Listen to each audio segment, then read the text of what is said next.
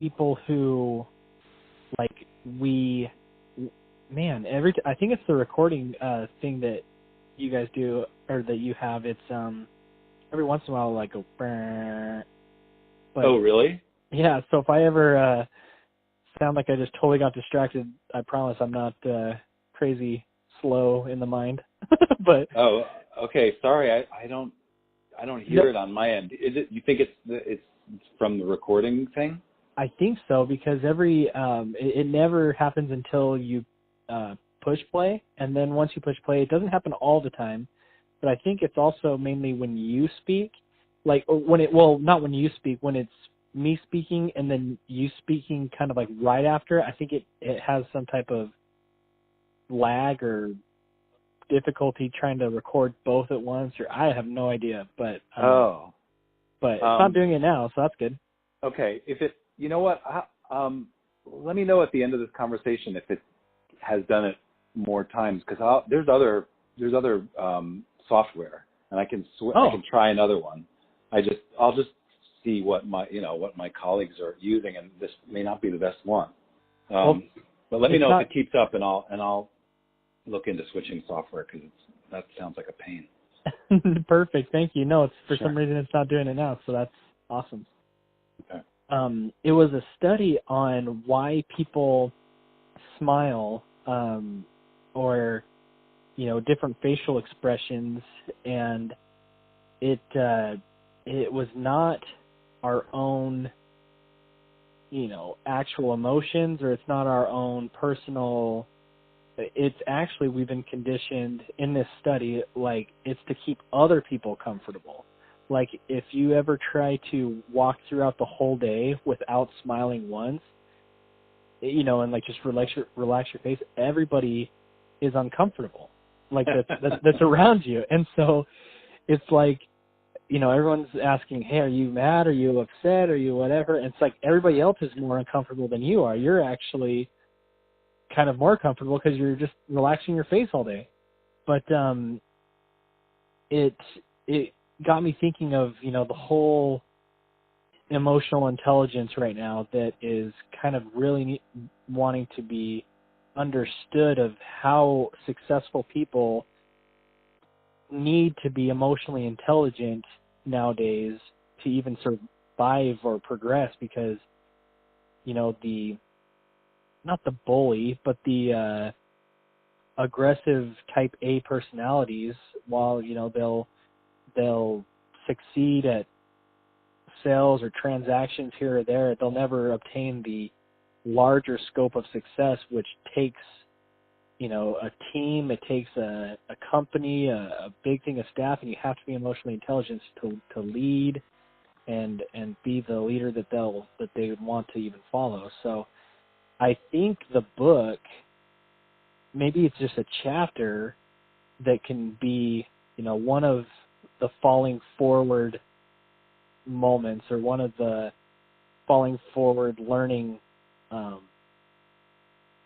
things, was the importance of emotional intelligence. I know we spoke a lot about that yesterday, but I just want to keep adding more meat to that potential chapter or falling forward lesson, because because all these different lessons, I didn't have as much emotional intelligence as I feel like I do now, that could have saved me a lot of business problems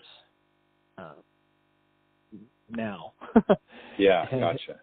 And so there's so much case study, and so much content on that I think I should vet and see what we want to reference and dive into, and see what's applicable to these different examples that I can tell in my own personal experiences, and then hopefully there's places that we can refer that back up our learnings. Right. Okay. I have to confess that I've never read that original book, Emotional Intelligence, by Daniel Goleman. Oh, that's actually I didn't know that was a book. There's a book called Emotional Intelligence. I assume, but I don't know, that he's the guy who coined that phrase. And I think his name is Daniel Goleman. He just came out with a new book about meditation. Ooh. But it occurs to me maybe I should go read that original book. Emotional Intelligence by Daniel who? I think it's Goleman. Let me see if I can just quickly look it up.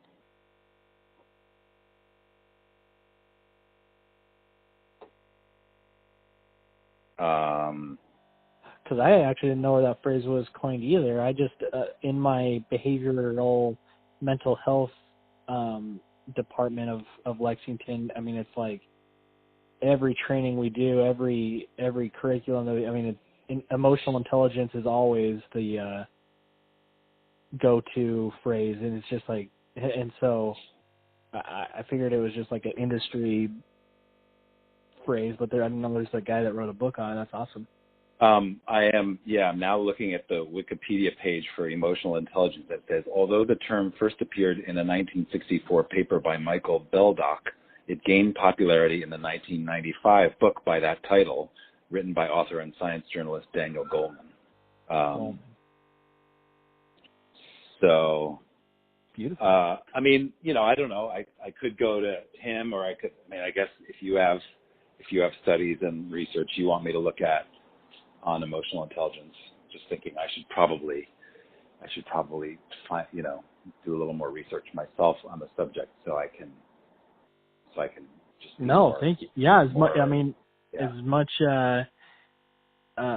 research as you want to do on it, awesome. I'm definitely going to be doing, because I'm going to be doing or wanting to be doing podcasts on it and everything. So, sounds like first homework I need to do for this, because that would be awesome to be able to relay and bounce back off of his book, things of like one of my falling forward moments was this and this and this, and according to Daniel Goleman in his book, blah blah blah, he also, based on his, is he a doctor, or is he a? He's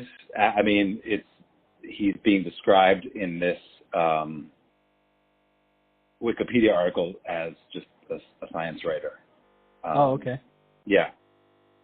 So I don't know what his. I'm reading it right now. His has been criticized within the scientific community despite prolific reports of its usefulness. Cool. I want to dive into that a lot. So. Yeah, so I can go and look at whatever these footnotes are. It's good to know what the critiques are and then also what the. Sounds like there's some good. I'm going to go down to the footnotes in this, and maybe even just this Wikipedia article would be a good place for me to start. Of course, the term is familiar to me, but I don't really know the ins and outs of it, or all the research, or you and me both. Yeah. I'm looking over here too with past things we talked about, because maybe, and this is kind of the part where we were talking about yesterday of building. How do we want the book to kind of take shape and take form? And I was thinking, well, emotional intelligence can be a chapter of one of the falling forward or anything, but really, I think there's going to be so much emotional intelligence roots in so many of the chapters. So it's like, what are we going to break down the chapters into? Because, the falling forward concept of just learning, going to emotional intelligence, everything it seems to be so able to, spread out and kind of sprinkle over all these different examples, that how are we going to section them off? Well, I would say, I was struck yesterday by, just look at my notes for yesterday. Again, that phrase that you, just a sentence that popped out at me as I was looking over our old notes, which is all aspects of client interface are emotional. So what I would say right now is, it could be that emotional intelligence will just be like the basic, one of the basic principles of the book, and that each one way to structure it would be as a series of case studies. And by case studies, I just mean stories. But case studies just sounds a little more scientific, so I'm saying case studies. Yeah, but, I like case studies. But like the story you told me yesterday about Rosemary, or Rosemary? Mm-hmm. That's a case study. It totally. And so, I guess I work. At least for now, it seems like maybe we should work from case studies. Begin with case studies, and then when we get to the end of the case study, go, okay, what are the principles that we can extrapolate from this case study? And so just to start writing the book, start with the case studies. This could be one. I still, I can't remember what the real names of the people are and what their pseudonyms are, but the guy we were calling Derek. Yeah. He's, is that his real name or is that his pseudonym? His real name's Jared. Oh, Jared. Okay. Right. So yeah, that's another case study. Certainly that real estate deal, the firewall deal is another case study. And, it seems to me another way to structure the book is failures versus, some chapters are failure chapters and other chapters are success chapters. And because the real estate deal, the firewall deal seems like a failure chapter. The Rosemary chapter seems like a failure chapter. The Jared chapter seems like a success chapter. And then the other one with the woman, I can't remember her name right now, but Katie also seems like a success chapter. And what's interesting to me about the success chapters is they were failures narrowly averted. It's like there's a crisis even in those success chapters, and you headed it off. And then in the case of the firewall and Rosemary, you didn't head it off. So I think those are learning opportunities either way. Ooh, I love it. Yeah. So these are just early ideas about structuring the book, but case studies that lead to principles that you can apply elsewhere, and then further dividing those into, this was a falling forward moment where I completely landed on my face, and this was one where I grabbed onto something before I hit the ground. Yeah. Just success versus failure, and and how do you learn from each? Dang, that was perfect. I'm glad we recorded that. Good, yeah. And I'll type it in. I can't type while I'm talking, but I'll type it now into my notes. We'll give you a second for that, because I don't want to steer any thoughts.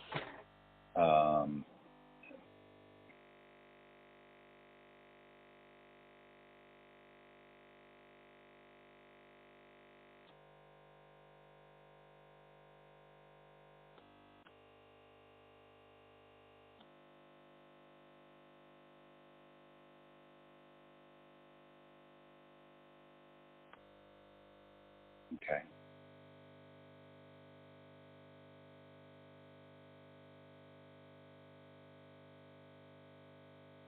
All right. Boom.